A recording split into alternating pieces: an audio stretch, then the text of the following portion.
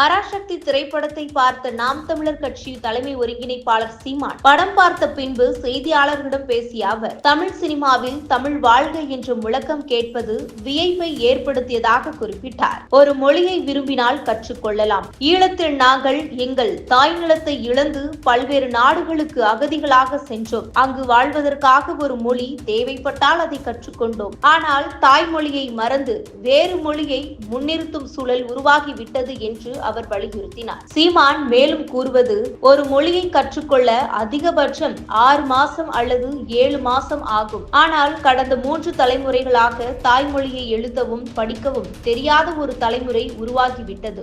இன்று தமிழ் படிக்காமலேயே உயர்ந்த பட்டம் பெற்று வேலைக்கு செல்லும் சூழல் உருவாகியுள்ளது. நமக்கு தமிழ் பேச தெரியவில்லை. வலுக்கட்டாயமாக ஆங்கில சொற்களை சேர்த்து தங்கிலீஷ் என்ற கலவையை உருவாக்கிவிட்டோம். இது தமிழின் அடிப்படை வலிமையை குறிக்கும் நிலைமை உருவாகியுள்ளது என்று அவர் விமர்சித்தார். திமுகவை குறிவைத்து பேசிய சீமான், மொழி போராட்டத்தில் ஏற்பட்ட புரட்சியால் ஆட்சியை பிடித்த திமுக இந்தி எதிர்ப்பில் உறுதியுடன் இல்லை.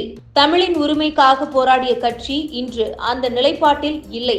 மக்கள் நலனுக்காகவும் மொழி உரிமைக்காகவும் திமுக உறுதியான நிலைப்பாட்டை எடுக்கவில்லை என்று கடுமையாக விமர்சித்துள்ளார். அப்போது பராசக்தி படத்தில் வரும் செலியன் கதாபாத்திரம் உண்மையாக இருக்குமா என்ற கேள்விக்கு சீமான், அந்த செலியன் நான் தான் என்று பதிலளித்தார். இதன் மூலம் தமிழின் உரிமைக்காக போராடும் தனது அடையாளத்தை அவர் வலியுறுத்தியுள்ளார். மேலும் இதுபோன்று உங்கள் கருத்துக்களை கமெண்ட் பாக்ஸில் கமெண்ட் பண்ணுங்க.